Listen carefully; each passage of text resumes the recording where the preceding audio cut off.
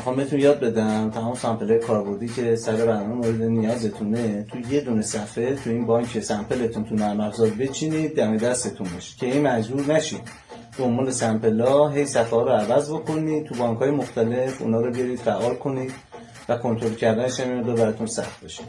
بیاید بهتون بگم. برای این کار بیاین قسمت پایین نرم افزار سمت راست قسمت سامپلر رو انتخاب میکنیم. این بالا گوشه یه دونه نقطه داره، این رو میزنیم. شما برای این کار برید قسمت پدلایه، هم اتوماتیک داره هم میتونید روی 8 تایی بذارید. من رو اتوماتیک میذارم.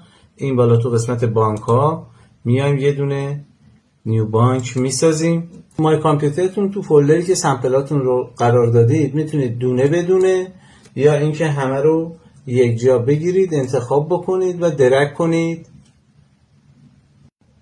تو این پتایی که برای شما باز کرده.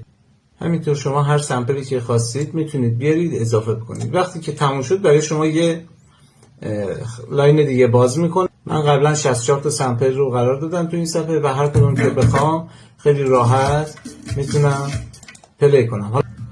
نحوه ادیت سامپل ها رو برای اینکه بتونید رنگش رو دلخواه‌سازی بکنید و باید نگاه بدونید کدوم سامپل مناسب کدوم آهنگ هستش، قسمت دوم سامپل ها تو پیجم قرار میدم.